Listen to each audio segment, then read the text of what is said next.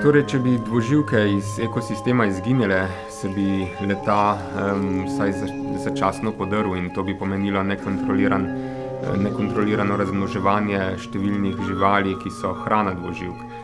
Lahko si predstavljamo roje komarjev, več polžev, praktično stvari, ki ne bi bile prav dobre za človeka.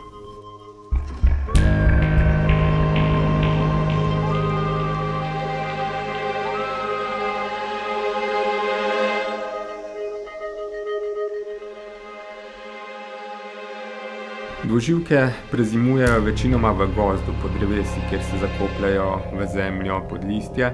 Spomladi, ko se prebudijo, pa jih hormoni ženejo k čim bližjemu vodnemu telesu, v našem primeru k reki, kjer se razmnožujejo in odlagajo jajčeca.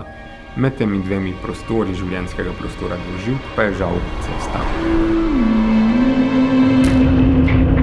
Vsakdo, ki se pelje po tej cesti, lahko vidi, kakšne katastrofalne posledice ima promet na dvoživke. Cesta na nekaterih mestih je zvečer praktično polna povoženih žab.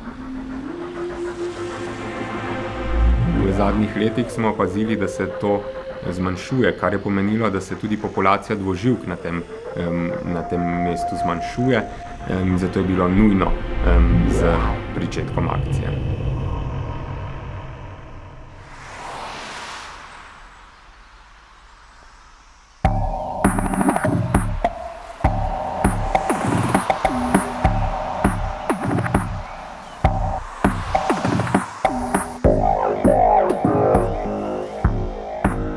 Akcija poteka ob cesti Famlje-Ribnica, zelo prometna cesta je to in velja za eno najbolj črnih točk, kar se tiče povozov dvoživk v Sloveniji.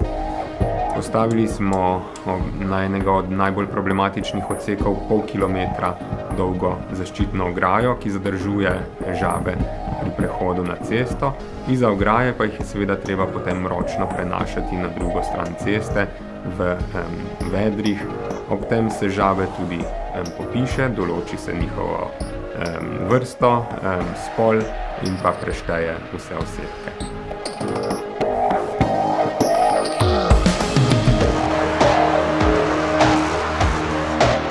V akciji poleg parka Škocjanske jame sodelujejo tudi varuhi dvoživk, ki smo jih izobrazili in izbrali prav za izvajanje te akcije.